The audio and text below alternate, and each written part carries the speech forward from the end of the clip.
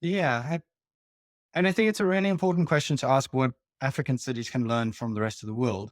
But I think it's also worth foreshadowing just the name of your podcast, Future Cities Africa. You know, that African cities have a future. And if they have a future, the question is, how do they get there? And so maybe the biggest thing that African cities can learn from the rest of the world is that cities outside of Africa are projecting themselves as solutions to problems and places where things can happen. And I would suggest that African cities might want to get on and start doing the same. You know, you've got huge populations, often quite young. There's some really interesting things happening in African cities. Why don't I know about them? And again, this links a little bit back to the conversation we had about brand. But you know, I spent some time in quite a few African cities over a 2-year project looking at, you know, the same question you have. What is the future of African cities? And I was really fascinated by how livable a city like Lagos felt, you know, or um, how many smart people were solving problems in Nairobi. And that's not to say that those cities don't have challenges. Of course they do. Um, but I kind of want to get beyond the challenges, and I want to get beyond the sense of why is it that African cities should just be learning from the rest of the world when, if we think about, let's say, sustainability, you know, in some cities in Africa, 60 to 70% of people walk or cycle. You know, no European city can say that they have that sustainability footprint. And you might say, well, there's some equality issues and there's some bigger challenges that we need to deal with. But, you know, in some ways, South African cities or African cities may well have a lot more of the answers than we give them credit for.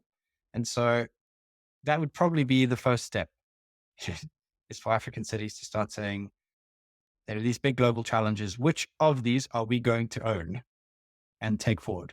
Um, But if you want the practical side of that question, Daniel, I would say don't look at the really big cities. Look at the smaller ones and see how they have changed their profiles. So, yeah, if I'm thinking about Europe, a city like Helsinki, which not that long ago merged its brand and inward investment teams, have a look at that as a case study as to why they did that, why they brought brand and investment close together. I think it's a good move. Um, have a look at a city like Rotterdam, which from a European perspective doesn't have the most European interest or architecture because a lot of it was destroyed in the world wars, but has done a really interesting job of reshaping its images around modern architecture and culture.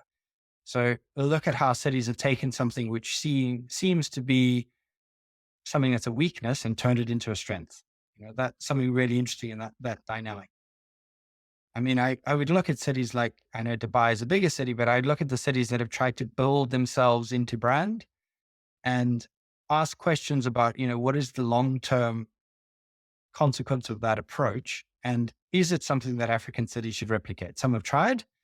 I would suggest it is a very expensive approach to take. And actually, you know, I think just paying it forward, is it likely to have a result in an African context, or should African cities own slightly different solutions and options for moving forward? So again, I think it comes from African cities can learn from the rest of the world, but I don't think that that should get in the way of them presenting something that is unique. And, you know, I felt like Black Panther is super interesting. You know, and I was really keen to see the counter narrative of Africa leading the way in future technology. But I was really disappointed that from an urban point of view, there was no imagery really to show like, what does this futuristic African city look like? You know, and it might be very simple, but you know, it was really an opportunity missed to show that Africa can control or own some kind of an urban future where people can live well together from a cultural or technological or some kind of advanced sense. And Africa has the history of that. You know, it's not necessarily outside of the history of some of it, the settlements that it's built over the last few millennia. So I would say find the opportunities to show why Africa is able to do it differently and possibly better in context.